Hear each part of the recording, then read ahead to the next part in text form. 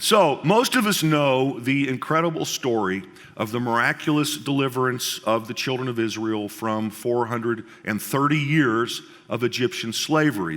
The Exodus happened about 1,500 years before Christ, to kind of locate this in time. And we're aware that the children of Israel miraculously crossed the Red Sea and traveled to Mount Sinai, where God gave the law to Moses. And they stayed there around Mount Sinai, this huge contingent of the children of Israel. Moses said there were 600,000 men, so there were a lot of folks who camped around Mount Sinai for about a year. And then they began moving toward the wilderness, toward what God had destined for them, the promised land.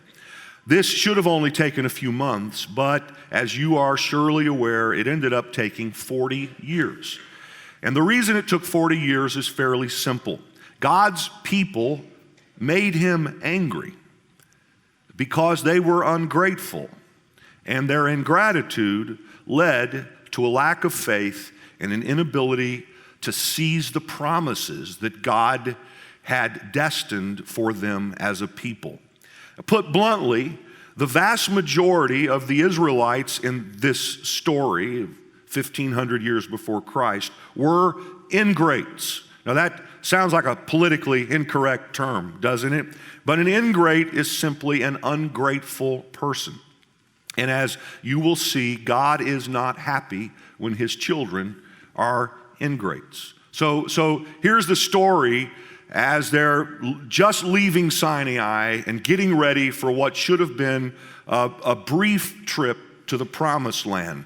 Numbers 11 verse 1 tells us, "Now the people complained about their hardships in the hearing of the Lord, and when he heard them, his anger was aroused. Then fire from the Lord burned among them and consumed some of the outskirts of the camp. The rabble with them began to crave other food as opposed to the manna, a bread that God was supernaturally providing for them with the dewfall every morning. They began to crave other food, and again the Israelites started wailing and said, 'If only we had meat to eat. We remember the fish we ate in Egypt at no cost. Also the cucumbers, melons, leeks, onions, and garlic, the Mediterranean diet. But now we have lost our appetite. We never see anything but this supernatural bread God provides for us every morning, this manna.' Moses heard the people of every family wailing at the entrance to their tents. The Lord became exceedingly angry, and Moses was troubled. He asked the Lord, 'Why have you brought this trouble on your servant? They keep wailing to me, "Give us meat to eat." I cannot carry all these people by myself. If this is how you're going to treat me," says Moses, the great man of God, "please go ahead and kill me." And so God, his anger aroused, said to Moses, "I want you to tell the people to get ready for tomorrow, because I'm going to get them what they think that they want. And not only are they going to eat meat, but they're going to eat it for more than a whole month, until," God said, it's crude, this isn't typically the kind of thing I preach about, but nonetheless, he said, "until it comes out of their nostrils." And they loathe it because they have rejected the Lord. Why had they rejected the Lord? They had rejected the Lord because they weren't pleased with the provision he made, and they wanted something else. And so then the text picks up, "Now a wind went out from the Lord," Numbers 11:31, "and drove quail in from the sea. It scattered them up to two cubits or 3 feet deep all around the camp, as far as a day's walk in any direction. All that day and night and all the next day the people went out and gathered quail. No one gathered less than 10 homers, or 60 to 70 bushels apiece.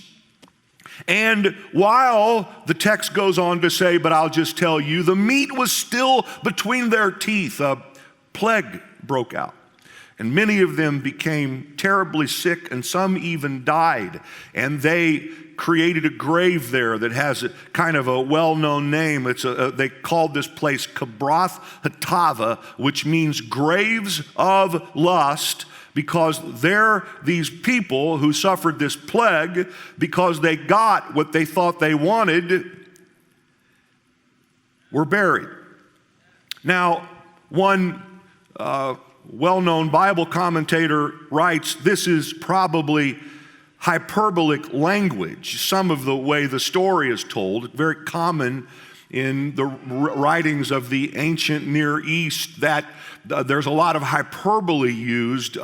Certainly all of it is true, but there are certain points that are emphasized, and I like the way this commentator writes.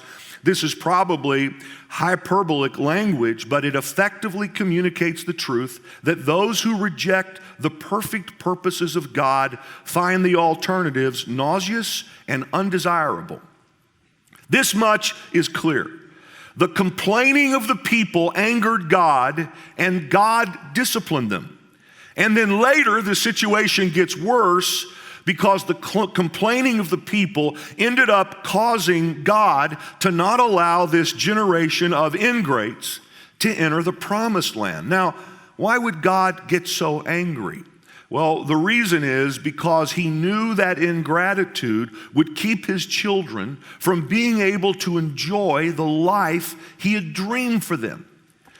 Scripture tells us that the Father disciplines those he loves.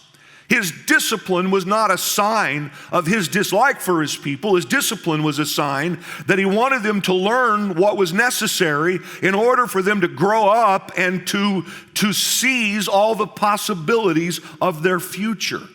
Proverbs tells us, "My son, do not despise the Lord's discipline, and do not resent his rebuke, because the Lord disciplines those he loves, as a father the son he delights in." God disciplines his people because he wanted them to move from being ungrateful to grateful, so they then could exercise the faith and take the action necessary to enter what he had promised them. So a couple of weeks ago, we talked about the positive potential of gratitude. Gratitude is powerful. We discussed how that the science and research of the last 15 or 20 years in particular, constantly around this subject, confirms what Scripture has always taught about the importance of being grateful. I referenced, and I will briefly again, the work of Dr. Robert Emmons, who wrote the book called Thank You, which is one of our recommended readings for this trimester here at TLCC. And this professor of psychology at the University of Southern California does a groundbreaking work coalescing the science around the discipline of gratitude. And here's part of what he writes. We discovered scientific proof that when people regularly engage in the systematic cultivation of gratitude, they experience a variety of measurable benefits, psychological, physical, and interpersonal. Grateful people experience higher levels of positive emotions, such as joy, enthusiasm, love, happiness, and optimism. And the practice of gratitude as a discipline protects a person from the destructive impulses of envy, resentment, greed, and bitterness. We have discovered, Emmons writes, that a person who experiences gratitude is able to cope more effectively with everyday stress, may show increased resilience in the face of trauma-induced stress, and may recover more quickly from illness and benefit from greater physical health. Our research has led us to conclude that experiencing gratitude leads to increased feelings of connectedness, improved relationships, and even altruism. We have also found, he writes in this secular book, that when people experience gratitude, they feel more loving, more forgiving, and closer to God. Now, I recite that again to mention the power of gratitude, but then to turn around and say that gratitude is so powerful that the reverse is true as well. Ingratitude is powerful. Ingratitude has the negative potential to keep us from the blessings that God wants so much to give us now and in our futures. So with that in mind, let me just draw a contrast between the power of grateful versus ingrateful. The power of grateful versus ingrateful. I'm going to make 3 observations about this. And more than likely, I'll just get to the first 2 today and then pick up the 3rd observation next Sunday. So here's the first observation on the power. I want us to understand how powerful gratitude is, but I also want us to understand how powerful being ingrateful, which I thought was a word that I made up, but then I discovered actually Shakespeare used the word ingrateful as well. I wouldn't have had the parentheses around F-U-L if I would have known that before I wrote this. But anyway, that's a side note, you could care less. Grateful people please God and give life to others. Ingrates make God angry and kill the people around them. I'm not being literal about the word kill. Hence, if you'll notice the nuance of my PowerPoint presentation, the quotation marks. All right, you can smile if you want to every once in a while, and don't take me too seriously. I'm not taking myself too seriously, all right? So let me read this observation again. Grateful people please God and give life to others. Ingrates make God angry. Now, rarely are you going to hear me stand up here and talk about God being angry. But to stress the power of ingratitude, I need to say what Scripture actually teaches us. Ingratitude arouses God's anger and it kills the people around us. Numbers 11 again, Moses heard the people of every family wailing at the entrance to their tents. The Lord became exceedingly angry and Moses was troubled. Where can I get meat for all these people? They keep wailing to me, give us meat to eat. I cannot carry all these people by myself. The burden is too heavy for me. And then he goes on and says, if this is how you're going to treat me, please just go ahead and kill me. Martin Luther, the great reformer, believed that ingratitude is a profound spiritual failure. And not only that, Martin Luther taught that ingratitude is the root of all sin. Now, I have to say, I haven't studied this to the extent where I could certify that statement, but I think it's powerful that Martin Luther believed that ingratitude was actually the root of all sin. And in saying this, he expressed not only a theological view, but the common sentiment of ancient wisdom from both a Christian and non-Christian, or even pre-Christian perspective. You go all the way back to the great Greek philosophers, hundreds of years before Christ. You will find that ingratitude was considered to be a powerful vice that caused destruction in the whole of a person's life. The Apostle Paul picks up on this when he wrote to the Romans in the first century and talked about how that people, though they knew God, neither glorified him as God nor gave thanks to him, but their thinking became futile and their foolish hearts were darkened. Consider this. He says these people, though they knew God, they didn't glorify him, and not only that, they didn't give thanks to him. And it's really then a segue to their thinking became futile and their foolish hearts were darkened. This is a powerful indictment against ingratitude. To know there's a God and not to give thanks to God leads to foolish hearts and dark spiritual vision. Hundreds of years later, Shakespeare, in line with so many other writers, just kind of obsessed about the subject of ingratitude. Shakespeare wrote, I hate ingratitude more in a man than lying, vainness, babbling, drunkenness, or any taint of vice whose strong corruption inhabits our frail blood.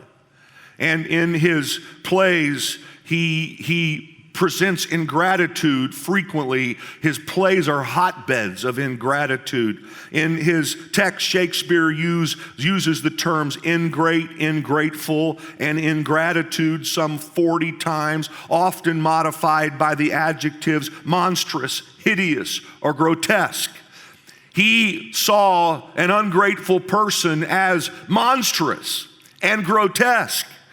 David Hume, the great philosopher, wrote, "Of all the crimes that human creatures are capable of committing, the most horrid and unnatural is ingratitude, especially when it is committed against parents and appears in the most flagrant instances of wounds and death." The great philosopher, theologian Immanuel Kant wrote, "Ingratitude is the essence of vileness." Now, I stress this negative point because I think it's necessary to emphasize the gravity of ingratitude. Being grateful is not just impolite. It is a vice. It is destructive. Ingratitude is so serious. Again, it arouses God's anger. And to make a larger point and to try to save an ingrate from self-destruction, he will sometimes let us get burned as the camp of the ungrateful Israelites did. And he will sometimes allow us to dig our own graves based on our own craving. This is because in the big picture, he wants us to get to our promised land. And because he loves us, in his anger at our destructive ways, he will allow us sometimes even to get what we think we want so that we can learn that really we should be grateful with what God has already given us. Further, not only does ingratitude affect God and then his relationship with us in this way, but it sucks the life out of the people around us.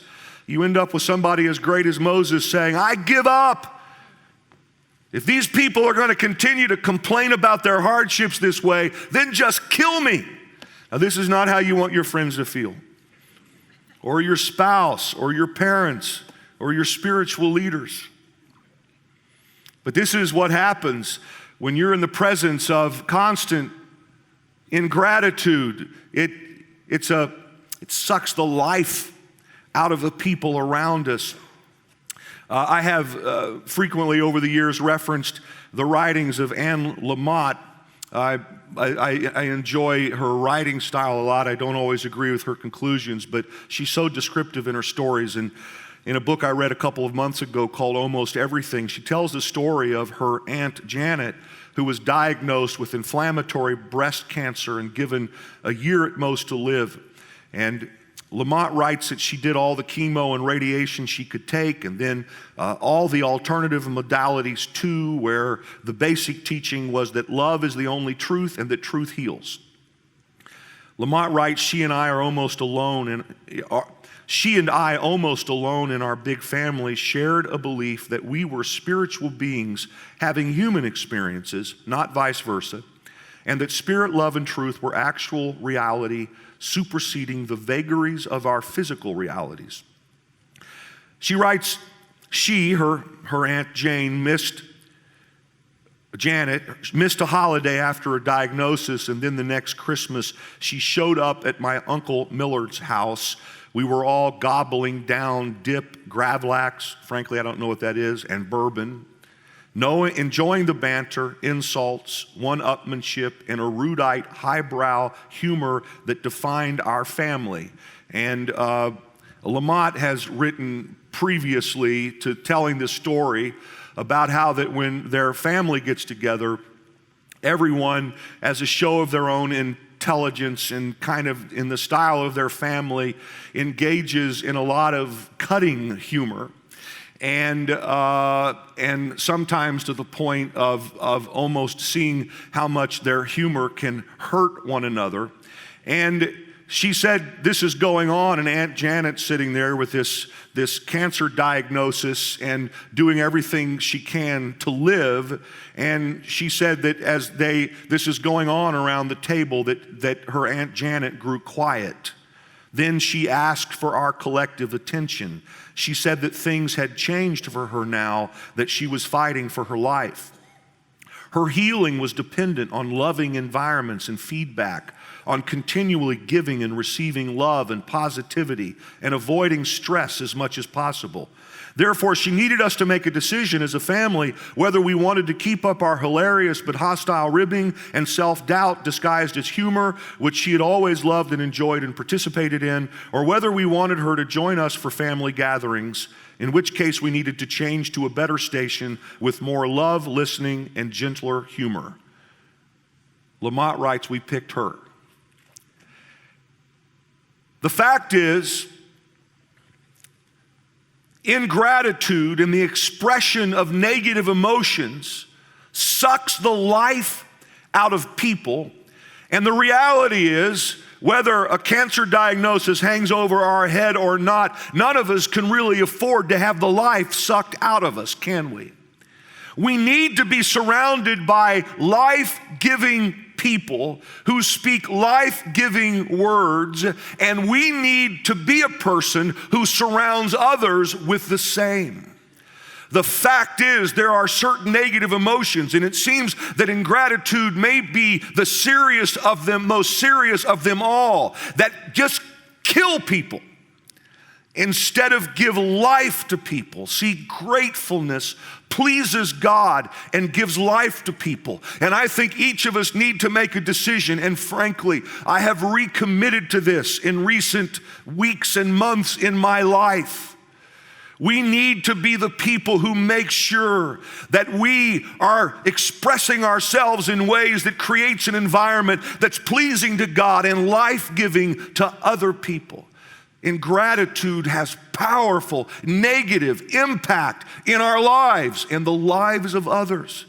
Some of us are like the woman who walked into a department store. Unbeknownst to her, she was the 1 millionth customer. She was greeted with great fanfare. A band played, all the employees were there to greet her, confetti was shot, and the owner stopped her and made a presentation, gave her a huge gift certificate, and then he put the microphone in her mouth and said, "And where were you headed in our fine department store today?" She said, "Well, I was headed to customer service to go to the complaints desk." And I think the reality is we don't really mean it to be this way, but here God's wanting to throw a party for us and cause all kind of great things to happen in our life, and we just keep going to the complaints department. And it's hard for God to bring into our lives the beautiful things He wants to bring into our lives when we're that guy or gal.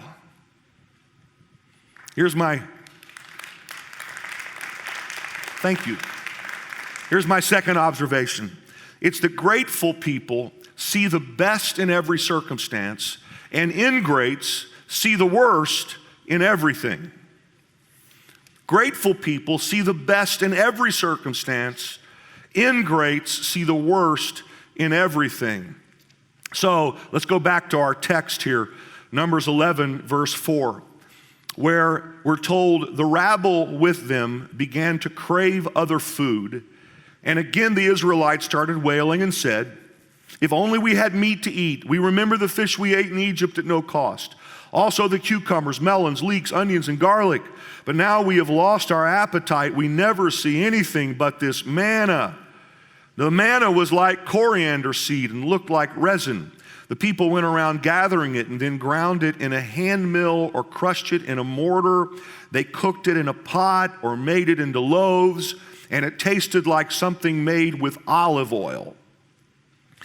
And there's another text that describes manna a little bit in Exodus 16:31, which tells us the people of Israel called the bread manna. It was white like coriander seed and tasted like wafers made with honey. Note, if you will, it's described in one place as tasting as like something made with olive oil, and another place it's tasting like wafers made with honey. I mean, the whole manna thing is amazing.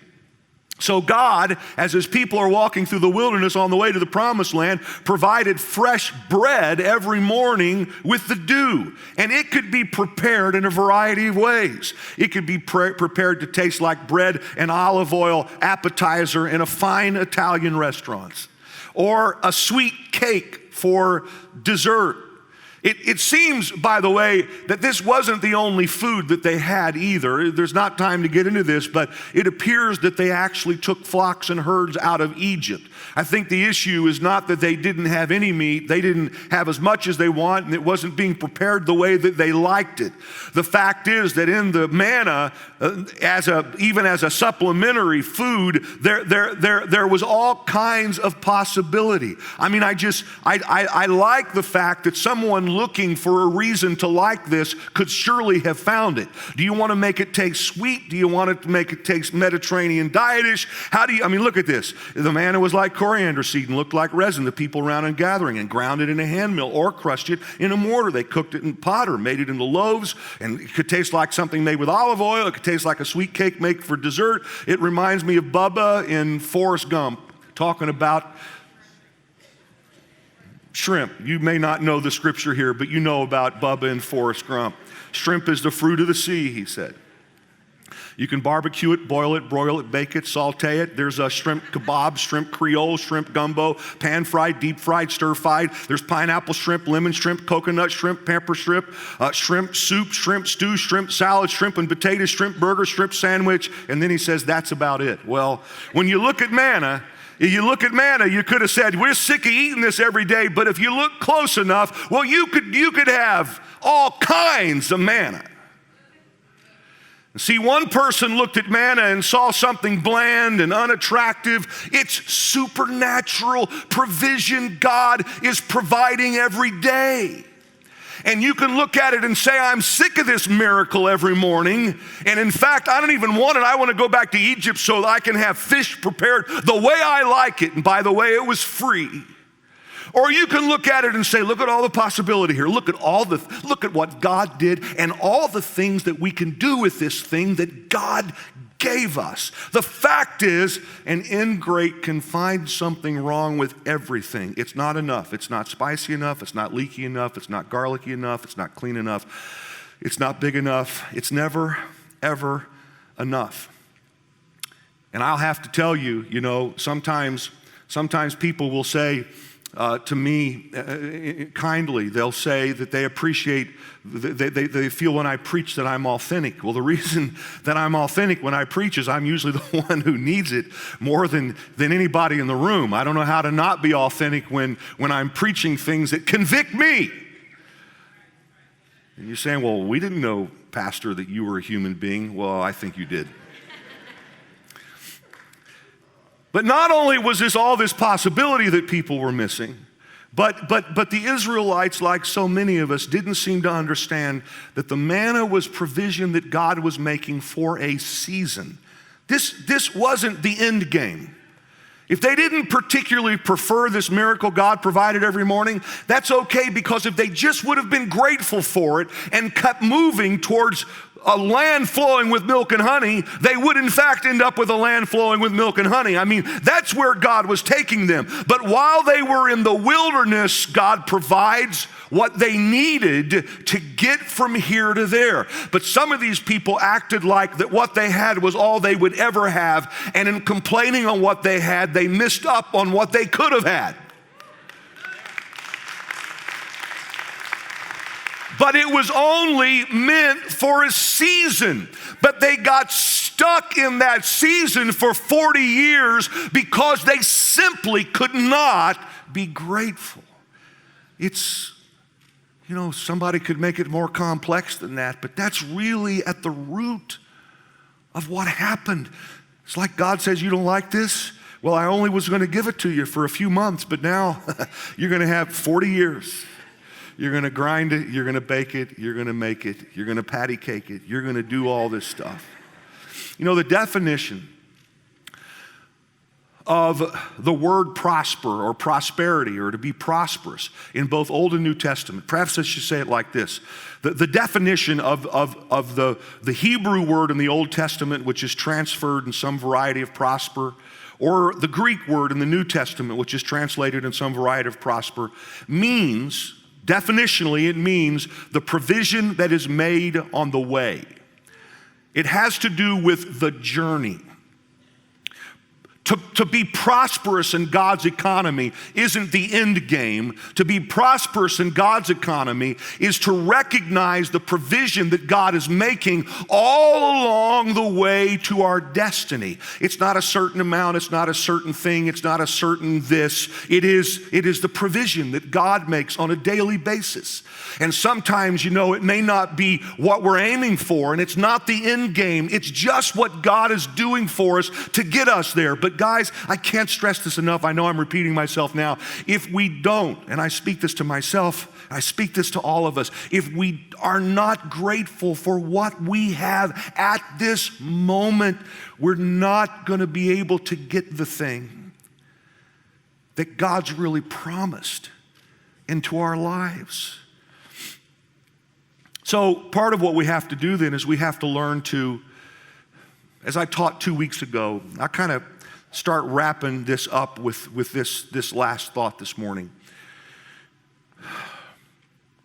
Emmons, in his book that I've referenced called Thank You, he talks about how the gratitude is rooted in two things: acknowledgement and recognition. And acknowledgement is, I think, obvious on its face. Recognition, I think he does something very interesting in this, because he breaks the word down into its parts to say that to recognize something is to recognize something. To recognize something is to rethink something. And I taught about this at some length 2 weeks ago. If you're interested, you could go back online and see me go into this at some length, because there are interesting biblical texts that apply to this, the idea of reckoning ourselves, the way God reckons us. But anyway, part of recognition is recognating, rethinking a thing. And sometimes in order for us to learn to be content in a present circumstance, we have to recognate. We have to make ourselves think about this in a way that is truthful. This is part of what Paul was talking about when he wrote to the Philippians, again, as we taught at some length about 2 weeks ago, and said, finally, brothers and sisters, whatever is true, whatever is noble, whatever is right, whatever is pure, whatever is lovely, whatever is admirable, if anything is excellent or praiseworthy, think about such things. In other words, if you can find anything good here, think about that. And thinking is an act of the will. We force ourselves to look at the manna or to look at whatever else is going in our lives and to rethink it in a way, or reframe it, if you please, in a way where we see it truthfully. We see it in proper perspective. And Paul then went on and said, I know what it is to be in need, and I know what it is to have plenty. I have learned the secret of being content in any and every situation. I can do all this through him who gives me strength. Part of learning the secret of being content in any circumstance is to think about things in their best possible light, or for us to think about things in their God light, if you please, the bigger picture of what God's doing in our lives and in the world, and who he is and his character and his love for us and his plans for us. We have to rethink things in that way. Silly, perhaps, little story. So last Saturday, a week ago yesterday, Sharon and I flew from Thessaloniki, Greece to Athens, Greece. We had spent the better part of, 5 or 6 days, first of all, at a conference with lots of people, and then with a smaller group of other pastors and leaders doing some of the touring I mentioned a moment ago.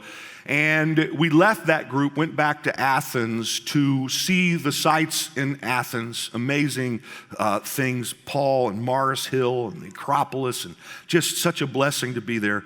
And we were frankly happy when we got on the plane. As much as we had enjoyed being with folks all week, we were happy to be together, just the two of us. After 36 years, we still like being together, just the two of us. I'm thankful for that. I think you feel that way? Okay, she said most of the time. Think about whatever good thing you can think about, all right? Anyway, so we had a nice evening planned in Athens. I'm imagining a romantic dinner. Athens is a very romantic place, but what we didn't know is that, what we did know, we knew that the marathon was taking place on Sunday. When I say the marathon, I mean, this is where the marathon started, right? You remember Greek history enough to know this is where the marathon is happening in Athens, Greece on Sunday. But, and everybody knew that and was prepared for that Sunday would be chaotic. Hence, we're getting in Saturday afternoon to have a quiet evening.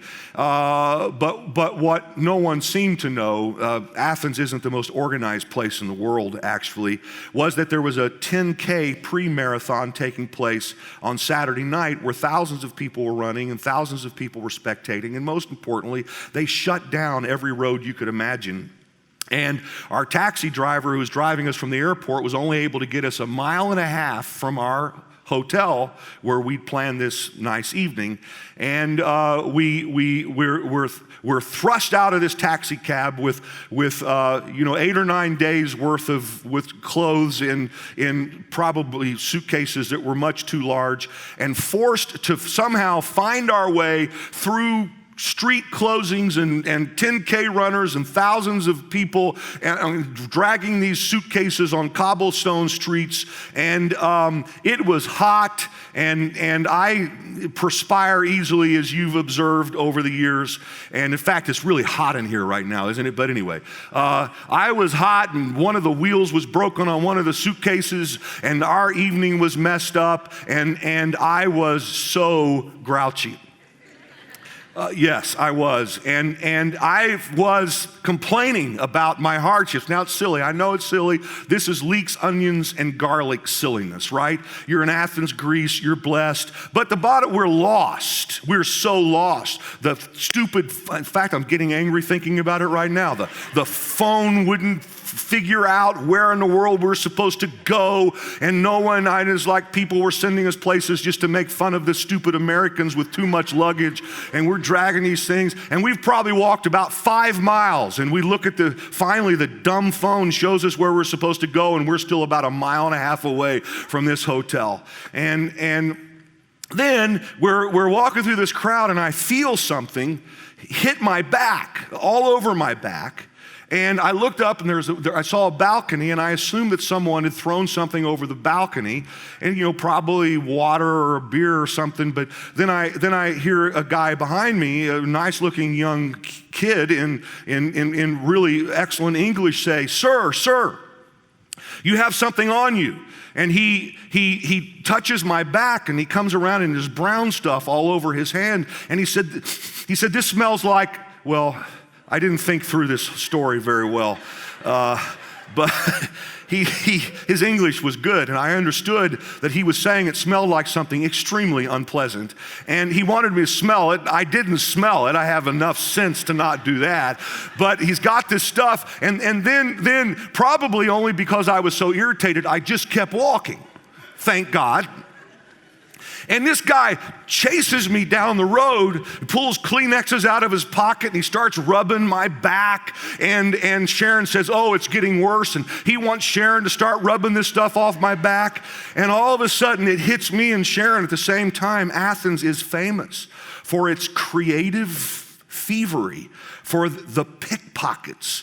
And we looked at each other and said, let's just keep walking and holding on to our suitcases. And sure enough, when we finally got to our hotel about 10 hours later, and we talked to the people at the hotel desk, we learned that this is a classic setup for people who want to steal your passports and your money and everything you have in your bags. All you have to do is let go of your suitcase just for a moment, and it's over. Now, I'm going to tell you, when I'm standing in the hotel and I've told the hotel manager my opinion of them not letting us know that 10K has happened and all this stuff, I stood there and had a moment of recognition. Do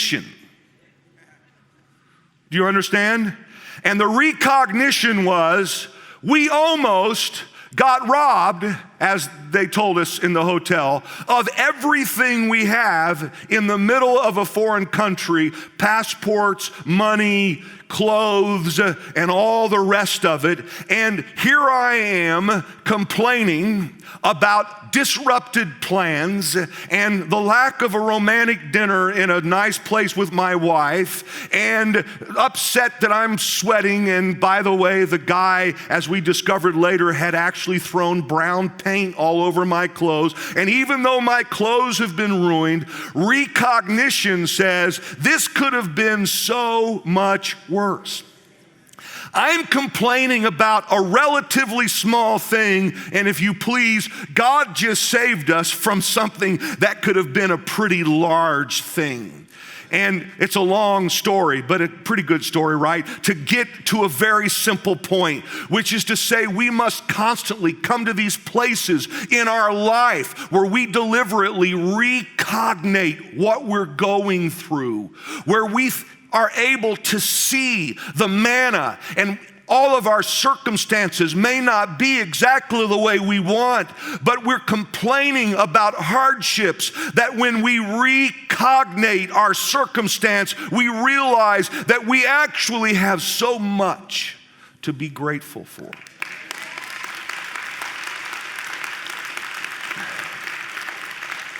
And I think this is part of why Paul said that we are to give thanks in all circumstances. It doesn't mean that we give thanks for everything. There are things that happen in our lives that we shouldn't be thankful for. It means that we give thanks in everything. Regardless what's happening in our lives, we deliberately focus on, think about whatever good thing we can find. And we discover that this is the will of God.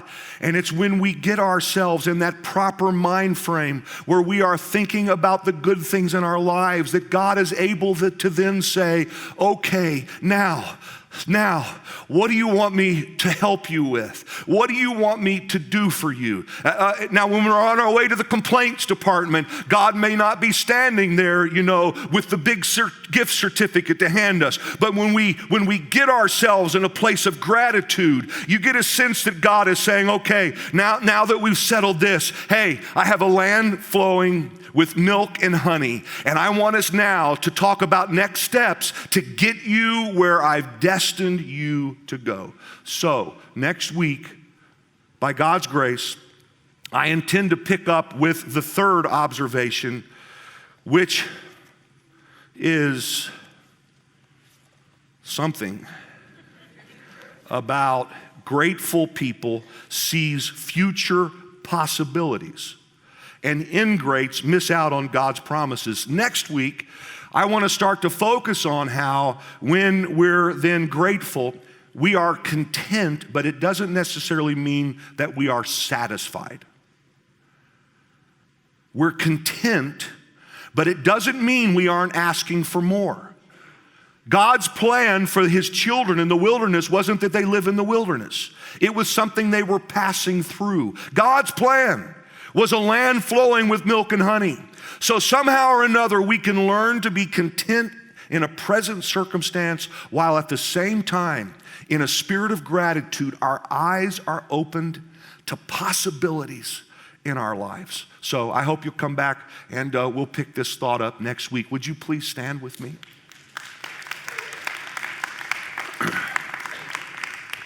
I asked Russ if he would, we're doing okay time-wise, and I thought that I would just ask Russ and the band to do the song they did before I came up today. Just do the thing again exactly the way they did it, because I just feel like it was awesome, and it's a great way to end our time today to talk about how that we are living in the overflow of God's blessings in our lives. Hey guys, if you would, please say this. Say, I am blessed. Say it again. Say, I am blessed. Whatever you're going through, and there are people in this room going through very difficult times. All of us go through very difficult times in our lives, but I assure you, my friend, you are blessed.